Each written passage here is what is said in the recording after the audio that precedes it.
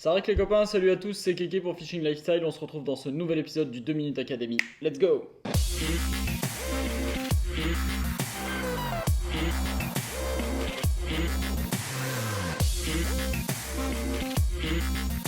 Alors aujourd'hui on va parler d'une petite technique dont le nom parle à tout le monde mais que tout le monde ne sait pas forcément mettre en place, c'est le drop shot. Donc c'est une petite technique très simple sur laquelle on vient fixer son leurre directement sur le corps de ligne à l'aide d'un hameçon simple et où le plomb se trouve en dessous. Allez c'est parti, 2 minutes top chrono. Alors, pour ceci, c'est très simple, il vous faut un leurre, alors par exemple un petit finesse, mais ça marche aussi avec des chattes, des grubs, vous pouvez utiliser vraiment tout type de leurre et beaucoup de tailles de leurre différentes, ça se concentre pas forcément uniquement sur les petits leurres, le drop shot, mais par exemple ce petit Zen Finesse 8 va quand même très bien. Un petit hameçon spécial drop shot et un plomb drop, alors il existe des plombs drop comme ça allongés, ou encore des plombs drop ronds, comme vous voyez ici en kit chez Delaland, qui sont pas mal du tout avec pas mal de grammages différents. Alors les plombs drop, c'est des plombs avec ici une petite agrafe spécifique, vous allez voir comment ça marche tout de suite. Alors, ici, alors j'ai pris un fil fluo pour mieux que vous voyez, mais le fluorocarbone est quand même bien mieux.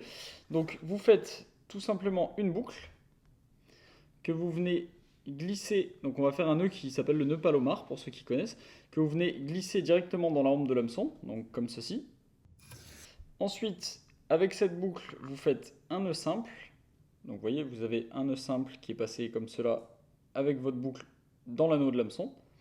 Et on va venir passer l'hameçon dans la boucle qu'il reste et serrer tout ça tout simplement. Donc c'est le nœud palomar, donc c'est un nœud qui est très efficace. C'est ce qu'il y a sûrement de plus costaud et pour le drop shot, c'est ce qui est le plus facile à mettre en place et de plus résistant. Donc là, vous voyez, mon hameçon est directement sur le corps de ligne et il ne bouge pas.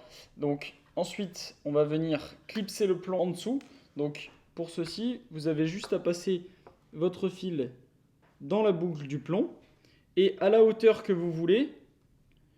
Donc là si je veux qu'il soit à cette distance là, donc vraiment assez près du fond, à environ une quinzaine de centimètres de l'hameçon, vous venez juste tirer un petit coup sec votre fil et en fait la forme un petit peu plus serrée du haut de la grave va venir bloquer votre fil et surtout si votre plomb se coince au fond, ça va venir casser votre fil à ce niveau là et vous perdrez entre guillemets que le plomb, ce qui vous permettra de garder votre hameçon et votre leurre à chaque fois.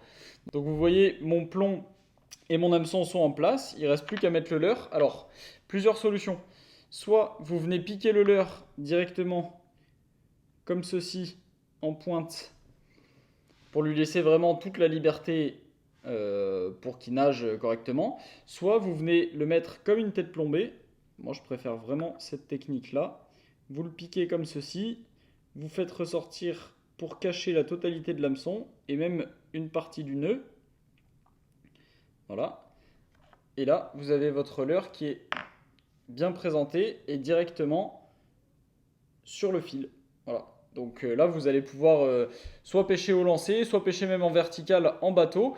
Et votre leurre va être toujours mobile et à la moindre sollicitation de votre canne, vous voyez qu'il va être en mouvement. Et c'est ça qui va pêcher très bien. Donc voilà pour les bases du montage drop shot. Donc après, il y a plusieurs déclinaisons possibles. Donc vous pouvez faire la même chose avec un hameçon texan, avec diverses formes de plomb. Vous pouvez mettre un leurre en dessous également. Donc vous pouvez mettre un leurre déjà monté avec une tête plombée et un hameçon drop au-dessus. Ça permet de simuler une petite chasse, voire même de faire des doublés dans les bancs de perche, ce qui est très intéressant.